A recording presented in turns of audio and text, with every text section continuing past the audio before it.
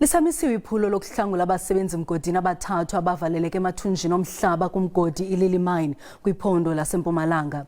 Eliphulo lokukhangela imizimba yababasebenzi liphazamiseke emva kokuba amaqela amabini emigulukudu athe ahlaselana ngolwesine ze kwasweleka abasebenzi mgodini ababini abangoozama-zama.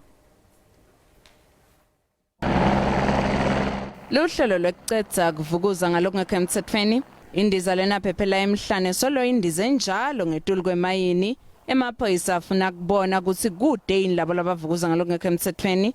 Lokhu kulandzela silababili babo balwe babulala ngalesine ebusuku.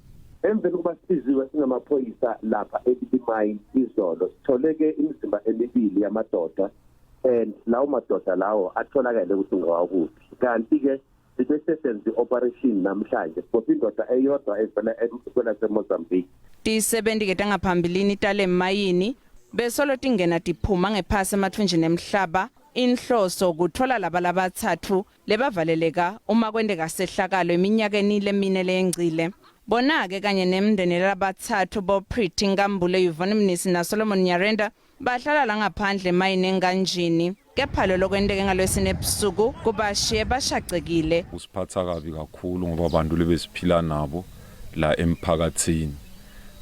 Seke kanti futhi kulenye ihlangothi ukukhinyabete lelihlelo lethu lekuya emgodini sothungatha labafowethu. Banikati bemayini ke nelitiko letemcebo waphasi bahlangene ngalwesine kude ubuka kuphepha kwemayini. Ngingusiphephile kunene wetindzaba te SABC eLisamile ngaphandle kweBarberton.